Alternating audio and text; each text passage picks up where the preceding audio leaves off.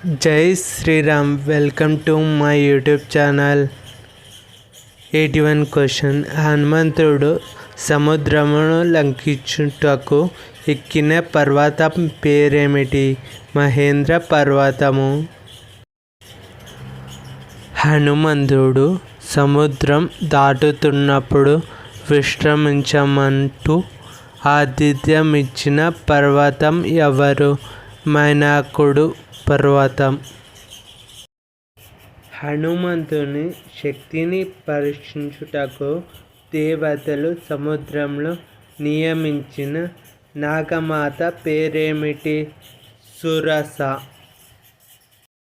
హనుమంతుని నీడను ఆకర్షించి హనుమంతుని తన వైపు లాగిన సముద్రపు జంతువు పేరేమిటి?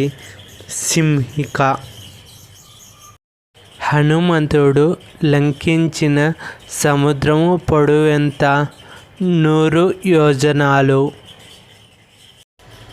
లంకలో హనుమంతుడు దిగిన పర్వతం పేరేమిటి? లంబ పర్వతం. హనుమంతుడు సీతను కనుక్కున్న వనం పేరేమిటి? అశోకవనం. రావణుడు సీతకు ఎన్ని మాసాలు గడువిచ్చెను? 12. రామునకు విజయము, రాక్షసునకు వినాశనము వచ్చునని కలగన్న రాక్షస స్త్రీ ఎవరు? త్రిజట.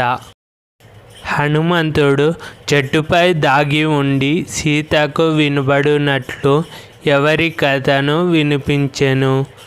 రామకథను.